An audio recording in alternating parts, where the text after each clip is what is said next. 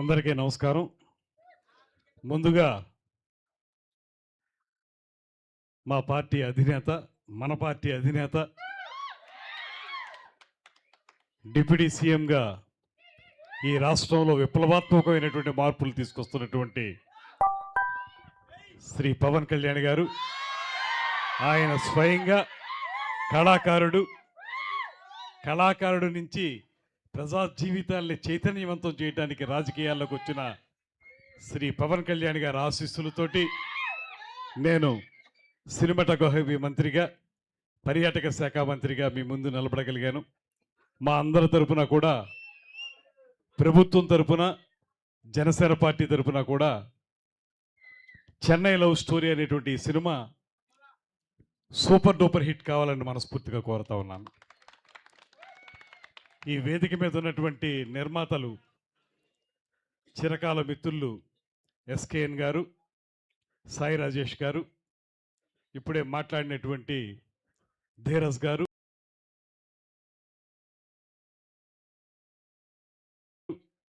అదేవిధంగా మిత్రులు శ్రీ సందీప్ పంచకర్ల గారు, ముఖ్యంగా డిప్యూటీ స్పీకర్, సన్నిహిత మిత్రులు శ్రీ రఘురామకృష్ణరాజు గారు, ఈ సినిమాలో వారిద్దరికీ అన్నిటికంటే మించి సినిమాకి ఇంత ఉత్సాహాన్ని, ఉత్తేజాన్ని ఇస్తున్నటువంటి 50 మంది సినిమా అభిమానులందరికీ కూడా నమస్సుమాంజలి తెలియజేస్తా ఉన్నాను.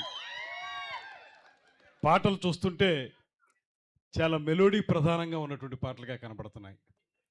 మణిశర్మ గారంటే మెలోడీ బ్రహ్మ అనేటువంటి ఒక పేరు ఉంది.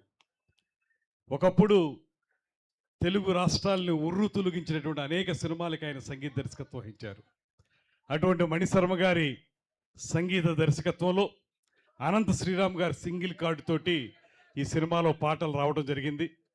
ఒకటే ఈ సందర్భంగా నేను గమనించింది, ఈ 2-3 పాటల్లోనూ కిరణ్ అబ్బవరం గారిని చూస్తే మన పక్కింట్లో కుర్రోడ్ను, మనతో కలిసిమెలిసి తిరిగేటువంటి ఒక సాధారణ యువకుడిగానో కనపడేంత అద్భుతమైనటువంటి నటనా చాతుర్యం ఆయనలో నాకు కనపడింది.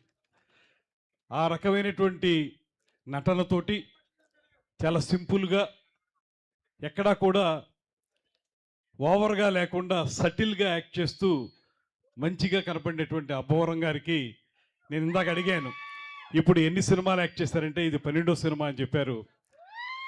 12 కాదు, 1200 సినిమాల్లో ఆయన నటించాలని మనస్ఫూర్తిగా కోరుకుంటూ, అదేవిధంగా గౌరీప్రియ గారు చాలా అద్భుతమైనటువంటి ఎక్స్ప్రెషన్స్ ఇచ్చారు. ఆ పాటల్లో నేను చూసినప్పుడు సాధారణంగా సినిమా అనేటప్పటికి ఒకప్పుడుకి ఇప్పటికీ నటనలో చాలా తేడా వచ్చింది. ఒకప్పుడు ఎక్కువగా మనం హావభావాలు ప్రకటిస్తేనే నటనగా ఉండేది. ఇప్పుడు సటిల్గా యాక్ట్ చేయటం, తక్కువ మోతాదులో నటించటం, ఎంత అవసరమో అంతే నటించటం అనేటువంటిది ప్రధానంగా ఉన్నటువంటి సినిమాలు ఇప్పుడు వస్తూ ఉన్నాయి. అలాంటి ఒక న్యాచురల్గా తీసేటువంటి సినిమా ఈ సినిమాగా కనపడింది.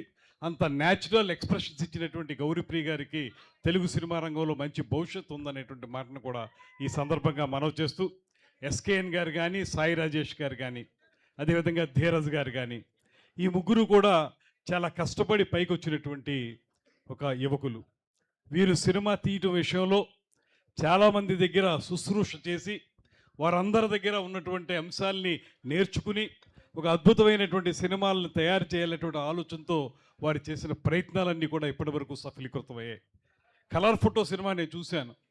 అసలు ఒక సాధారణమైన యువకుడు సినిమా హీరో అంటే కాదేమో అనిపించేగా ఉండేటువంటి ఒక డీగ్లామరైజ్డ్ పర్సన్ని ఒక అద్భుతమైనటువంటి పాత్రలో, ఆ సినిమా హృదయానికి హత్తుకునే విధానం కూడా అద్భుతంగా ఉంటుంది. అలాంటి చక్కటి సినిమా తీసి వారి యొక్క టేస్ట్ని, ఈ నిర్మాతల యొక్క టేస్ట్ని మనకు చూపించారు. ఇప్పుడు చెన్నై లవ్ స్టోరీ కూడా వారి యొక్క అభిరుచికి తగ్గట్టుగానే తీశారు. అది మనందరి అభిరుచికి కూడా సూట్ అవుతుందని నేను మనస్ఫూర్తిగా నమ్ముతూ ఆ సినిమా హిట్ కావాలని మనస్ఫూర్తిగా కోరుకుంటున్నాను. పేరులో చెన్నై ఉన్నప్పటికీ కూడా సినిమాటోగ్రఫీ మంత్రిగా కానీ, టూరిజం మంత్రిగా కానీ నాకున్నటువంటి ఆనందం ఏంటంటే, సినిమా పేరులో చెన్నై పెట్టిన సముద్ర తీరం మన ఆంధ్రప్రదేశ్లోని సముద్ర తీరాన్ని మీరు తీసుకున్నారు. చీరాల కానీ, అక్కడ సూర్యలంక కానీ, బాపట్ల కానీ, ఇవన్నీ కూడా అద్భుతమైన లొకేషన్స్ ఉన్నటువంటి ప్రాంతాలు. మీ అందరికీ నేను ప్రత్యేకంగా అభినందించేది ఏంటంటే, మీరు ఈ రకంగా ఈ ప్రాంతాల్లో సినిమా షూటింగ్లు చేయడం ద్వారా, ఎందుకంటే సినిమా అనేది ఒక అద్భుతమైన మీడియం. అది ప్రజలకు చేరువయ్యేంత విధంగా మరెవరూ చేరువ కాలేరు. అందువల్ల సినిమాలో ఒక ప్రకృతి సౌందర్యాన్ని మీరు చూపించిన విధానం వల్ల ఎంతోమంది ఆ విషయాల పట్ల ఆకర్షితులై ఆ ప్రాంతానికి మీరు సందర్శకులుగా టూరిస్టులుగా రావడానికి అవకాశం దొరుకుతుంది కనుక మీరు ఆంధ్రప్రదేశ్ యొక్క అందాల్ని సెల్యులాయిడ్ మీద చూపించిన విధానానికి నేను ప్రత్యేకంగా మీకు అభినందనలు తెలియజేస్తూ మీరు చెప్పిన విధంగానే రాబోయే రోజుల్లో సింగిల్ విండో సిస్టంలో మీకు 100% కూడా ఏ రకమైన పర్మిషన్లు కావాలన్న సినిమా షూటింగ్లకి 100% కల్పించడానికి ఈ ప్రభుత్వం చంద్రబాబు నాయుడు గారు ఉప ముఖ్యమంత్రి పవన్ కళ్యాణ్ గారి నేతృత్వంలో 100% సహకరిస్తుందనేటువంటి మాటను కూడా మీ అందరికీ మనవి చేస్తూ అదేవిధంగా సినిమా రంగానికి సంబంధించిన మౌలిక సదుపాయాలు కూడా ఇక్కడ ఏర్పడాలి. స్టూడియోలు కానీ, రికార్డింగ్ థియేటర్లు కానీ, రికార్డింగ్ థియేటర్లు కానీ, డబ్బింగ్ థియేటర్లు కానీ ఇవి కూడా ఇక్కడికి రావాల్సిన అవసరం ఉంది. 974 కిలోమీటర్ల పొడవునున్నటువంటి సముద్ర తీరం అద్భుతమైన అందాలను మనకిస్తుంది. అవి తెలంగాణలో లేవు. ఇక్కడ అద్భుతమైన అందాలు మనకు ఉన్నాయి. ఈ అందాలని మీరు చూపిస్తూనే మరో పక్కన హైదరాబాదులో కట్టినట్టుగానే ఇక్కడ స్టూడియోల్ని వాటిని కూడా నిర్మించండి. దానికి ప్రభుత్వం సంపూర్ణంగా సహకరిస్తుంది. ఆంధ్రప్రదేశ్లో తెలుగు చలనచిత్ర పరిశ్రమ వేళ్ళునుకోవటానికి ఈ ప్రభుత్వం సంసిద్ధంగా ఉందనేటువంటి మాటను కూడా మీ అందరికీ మనవి చేస్తూ ఇలాంటి ఔత్సాహిక నిర్మాతలు, ఔత్సాహిక దర్శకులు, ఇప్పటికే మంచి పేరు తెచ్చుకున్నటువంటి వారు, జాతీయ అవార్డులు తెచ్చుకున్నటువంటి ఇలాంటి యువకులు మంచి సినిమాలు తీయడం ద్వారా, ఇలాంటి హీరోయిన్లు మంచి సినిమాల్లో యాక్ట్ చేయడం ద్వారా రాబోయే రోజుల్లో తెలుగు సినిమా ఖ్యాతిని మరింతగా విశ్వవిఖ్యాతం చేయాలని మనస్ఫూర్తిగా కోరుకుంటూ వారందరికీ శుభాభినందనలు తెలియజేస్తూ సెలవు తీసుకుంటున్నాను. నమస్కారం. జై Hind. Thank you sir, thank you for gracing the event. ఇప్పుడు ఆంధ్రప్రదేశ్ శాసనసభ డిప్యూటీ స్పీకర్ శ్రీ రఘురామకృష్ణరాజు